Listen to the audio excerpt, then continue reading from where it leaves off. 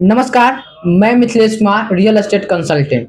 आज मैं आप लोगों को ज़मीन के बारे में बताना चाहता हूँ। जी हाँ, आप प्लीज़ 2 मिनट मेरा बात को सुन लीजिएगा, उसके बाद क्या है कि इस वीडियो को हटा दीजिएगा।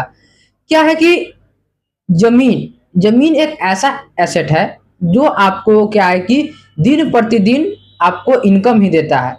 तो मैं आप लोगों से रिक्वेस्ट करना चाहता हूँ कि आप जो है आधा कट्ठा या 1 कट्ठा जितना भी आपका क्षमता हो, कृपया करके ज़मीन बनाने का प्रयास करें।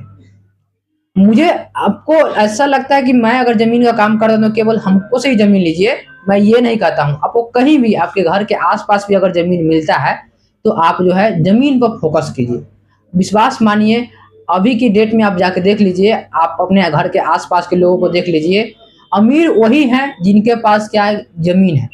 तो क्या है कि ज़मीन पर फ़ोकस कीजिए, कैसे हम ज़मीन खरीद सकते हैं, आधा कट्ठा, 1 कट्ठा, 5 धुर कैसे हम बना सकते हैं।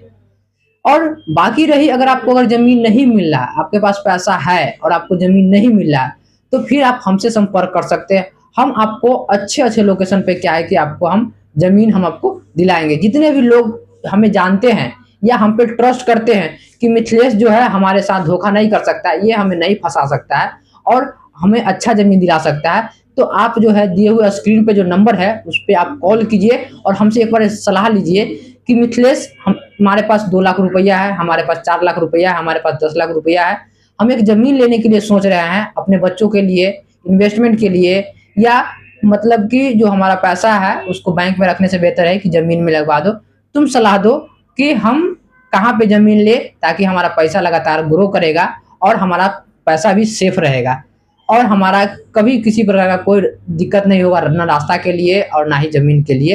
तो इसलिए जो है एक बार क्या है कि जितने भी लोग हम पे ट्रस्ट करते हैं, हम पे विश्वास करते हैं, विश्वास मानिए, मैं आपको विश्वास नहीं तोड़ूँगा। आप एक बार हमसे कॉल कीजिए, मैं आपको ज़रूर सलाह दूँगा।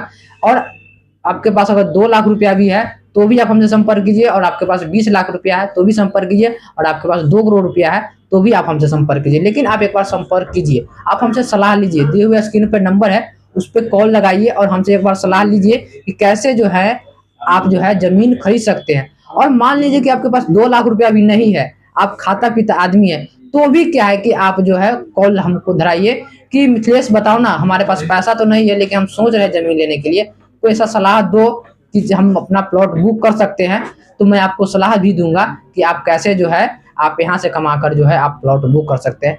तो मैं आपको फिर से रिक्वेस्ट करना चाहता हूँ कि एक बार जो है आप जो है संपर्क कीजिए और ज़मीन के बारे में सोचिए, प्लीज़ बता रहे हैं। अगर आप लोगों के पास पैसा है, तो प्लीज़ हमसे संपर्क कीजिए। भले आप हमें बुरा-भला अभी कह लीजिए, लेकिन आप हमसे ज़मीन अभी ले लीजिए, आधा कट्ठा, 1 कहीं भी। आपको आस-पास में मिल रहा है तो आस-पास में, अगर नहीं मिल रहा है तो आप हमसे संपर्क कीजिए। हम जानते हैं आज आपको हम भले ज़मीन दिलवा देंगे, आप हमको भला-बुरा बोलेंगे, लेकिन 5 साल 10 साल बाद आप ही जो है ना हमें बैठ कर चाय पिलाएँगे, आप हमको बैठ कर जो है लस्सी पिलाएँगे। क्यों? क्योंकि ज़मीन, आज तक कोई ऐसा बोल दे कि हम ज़मीन लिए और घाटा में हम चले गए हैं, तो ऐसा हम कभी नहीं सुने हैं। तो हम आप लोग से फिर से रिक्वेस्ट कर रहे हैं कि आप एक बार जो है दिमाग पे जोर डाल के एक बार जो है इस पे फ़ोकस कीजिए कि कैसे हमारे पास भी 1 कट्ठा ज़मीन हो सकता है, कैसे हमारे पास भी आधा कट्ठा ज़मीन हो, ताकि मेरा बच्चों का भविष्य बन सके। आदमी का नॉर्मल खर्चा होता है रोटी, कपड़ा, मकान।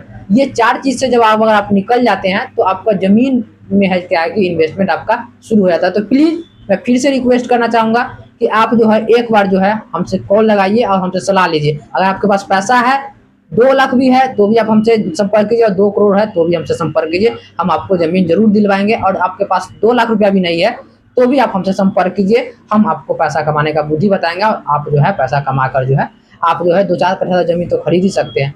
तो तब तक के लिए नमस्कार। जय हिंद, जय भारत।